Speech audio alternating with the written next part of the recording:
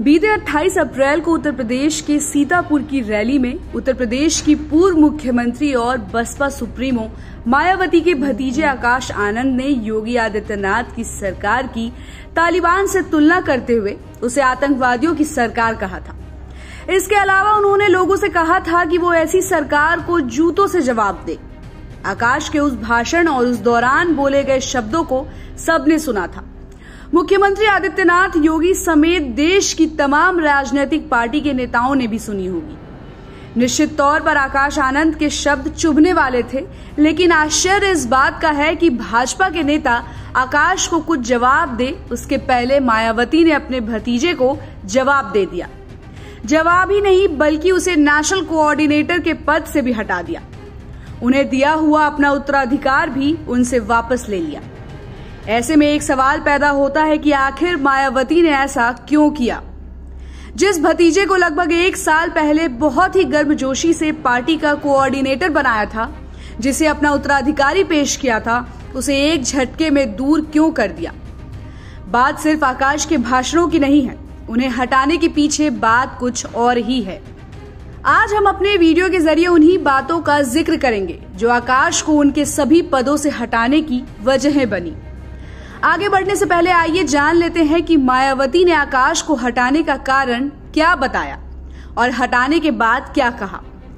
मायावती ने मंगलवार देर रात अपने ट्वीट में लिखा, विदित है कि बीएसपी एक पार्टी के साथ ही बाबा साहेब डॉक्टर भीमराव अंबेडकर के आत्मसम्मान व स्वाभिमान तथा सामाजिक परिवर्तन का भी मूवमेंट है, जिसके लिए मान्यवर श्री कांशीराम जी और मैंने खुद भी अपनी पूरी जिंदगी समर्पित की है और इसे गति देने के लिए नई पीढ़ी को भी तैयार किया जा रहा है। मायावती ने लिखा कि पूर्ण परिपक्वता होने तक आकाश आनंद को दोनों अहम जिम्मेदारियों से अलग किया जा रहा है। अब सवाल ये है कि क्या वो आकाश को राजनीतिक तौर पर पूरी तरह परिपक्व नहीं मानती हैं? जबकि मायावती ने बिना किसी दबाव के उन्हें 2023 में पार्टी का नेशनल कोऑर्डिनेटर और अपना राजनीतिक उत्तराधिकारी घोषित किया था। यहाँ बता दें कि 2017 में लंदन में पढ़ाई करने के बाद आकाश जब भारत आए थे तो बीएसपी के कामकाज से जुड़ गए थे।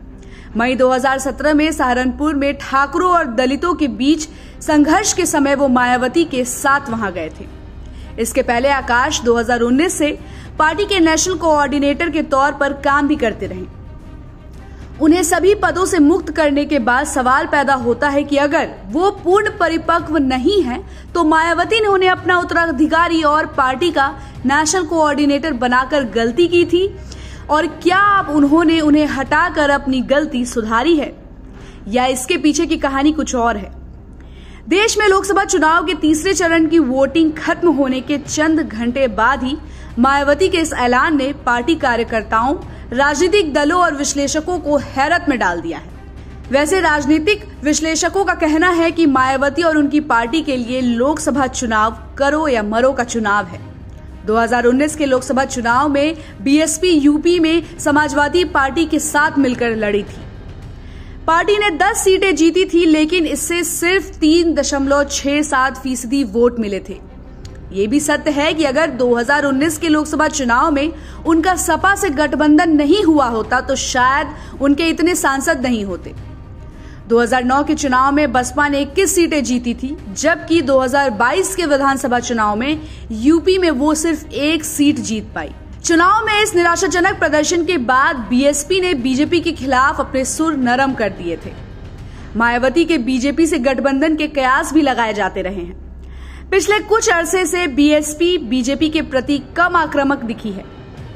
अब बात करते हैं आकाश की। सीतापुर की रैली में दिए गए भाषणों के बाद उनके खिलाफ मुकदमे भी दर्ज हुए थे। उसके बाद आकाश की औरैया और हमीरपुर की रैलियां रद्द कर दी गई थी। प्रदेश के लोग शायद ये सोच रहे होंगे कि मायावती आकाश से नाराज हो गई हैं, लेकिन ऐसा कतई नहीं है।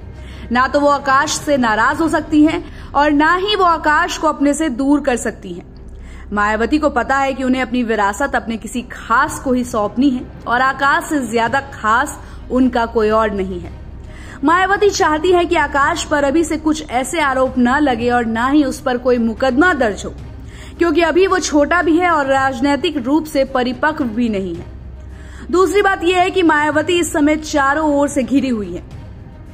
उन्हें अच्छी तरह से पता है कि बीजेपी से पंगा लेना ना तो उनकी सेहत के लिए ठीक है और ना ही उनकी पार्टी के लिए। एक पुरानी कहावत है, जब घोड़ा गड्ढे में गिर जाता है तो वो शांत हो जाता है, वो उछल कूद नहीं करता है और ना ही अपने लात चलाता है। वो ऐसा इसलिए करता है ताकि कोई तरस खाकर उसे गड्ढे से बाहर निकाल दे। मायावती के सामने भी कुछ ऐसे ही हालात हैं, लेकिन सबको पता है कि घोड़ा जैसे ही गड्ढे से बाहर निकलेगा वो आदतन अपने लात चलाएगा ही। कुल मिलाकर मायावती को इस चुनाव में इस बात की चिंता नहीं है कि उनकी पार्टी कितनी सीटें जीतती हैं। उनकी चिंता सिर्फ इतनी है कि वो और उनका भतीजा सुरक्षित रहे। संभवतः यही सोचकर उन्होंने आकाश को सभी पदों से मुक्त कर किसी को संदेश देने की कोशिश की है और वो आगे से कुछ नहीं कहेंगी, बस आकाश को माफ कर दो। बाकी इस खबर पर आपकी क्या राय बनती है, कमेंट करके जरूर बताइएगा और ऐसे ही खबरों के लिए आप देखते रहिए सहारा समय का डिजिटल प्लेटफॉर्म। हमारे चैनल को लाइक और सब्सक्राइब करना बिल्कुल भी मत भूलिएगा।